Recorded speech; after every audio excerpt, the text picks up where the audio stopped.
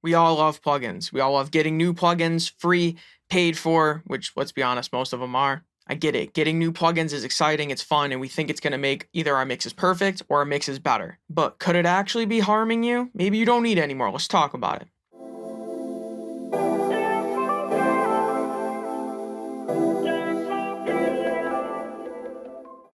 Yo, what's good, guys? Inswain with Inswain Audio. Welcome back to the channel. If you're new, subscribe and stick around because I drop gems like this every day. Production, mixing, mastering, songwriting, all types of tips you're not going to want to miss out. But enough of that. Let's get into it. So I get it. Getting plugins is fun. It helps us stay creative and inspired. It can reignite the flame to start working on music. I get that. I'm not here to discount that. But I'm here to give you a reason why maybe you should just keep using the plugins you have instead of getting more, because that might actually be harming you. And this isn't another video saying, oh, stock plugins sound good. That's another story. I have a different take on this. So I had this idea yesterday when I was mixing. Tell me you've gone through this or something similar. Let's say we're working on the vocal here. We want to compress it, right? So we look maybe Waves plugins. We see what compressors there are. We're thinking, we'll try our favorite one. Maybe your favorite is the CLA 2A, for example. You pull it up, dial it in, get it to where you think it sounds good. You bypass, you listen.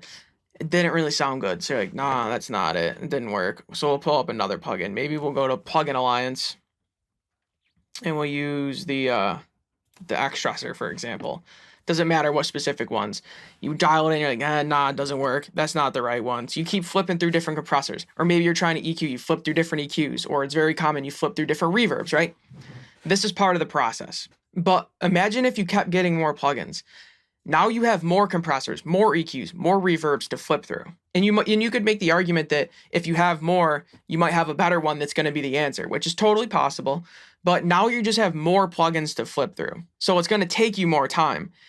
And because you're spreading your knowledge base so thin across multiple plugins, you have more plugins to flip through. It's going to take you more time. And you know each plugin less intimately. You're less familiar with each plugin. So my point here is maybe just get really even more familiar with the plugins you already have and understand them really deeply so you know what they excel at. So you know which compressor you want to pull out for the job at hand, or which EQ or which reverb, etc. So maybe instead of going wider and getting more plugins, maybe you need to go deeper and better understand the plugins you already have. I'll give you a more specific example.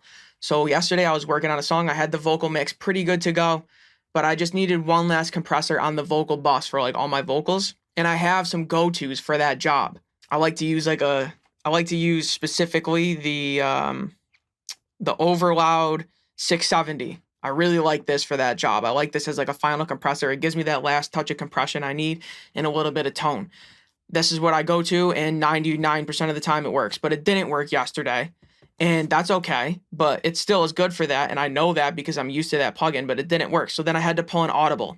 And I found myself kind of just looking through compressors. And then this what inspired this video. And then I remembered, oh, I also have R compressor, and that's really good for this. I used it and it sounded amazing. And in fact, it even surprised me. And I was like, I need to use this more. So instead of going out and looking for a new compressor, I used what I had. I used what I know what sounds good, in my opinion, for the job at hand. You could disagree with what these sound good on, or if they sound good at all. That's not the point.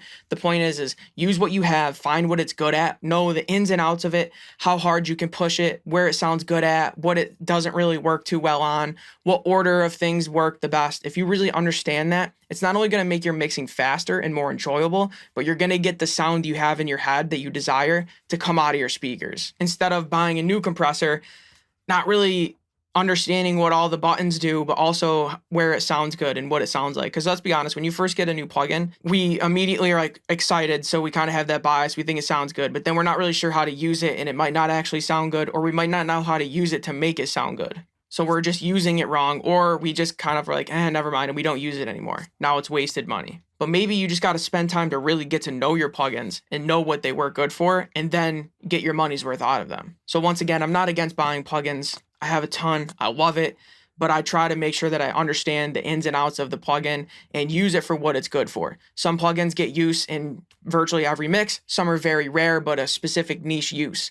But I know what I like them for and what they excel at, in my opinion, and that's what I use them for. And honestly, at this point, if I never got another plugin, that would be fine. Will I get more? if they make my life easier and, I like the workflow, I'm sure, but I know what I have. I know how it works. I can get any sound I want with what I have. I just have to pull audibles on how I get there. So once again, not against plugins, but just wanted to give you a new perspective. I've never really heard anybody talk about this in this specific way, but if you learn what your plugins excel at, you can use them to your full advantage. It's almost like you got to kind of be crafty and resourceful and really learn what, like let's say you have RComp, learn what RComp really does well in your opinion and use it for that. Now when you have that specific problem, you have a solution for it.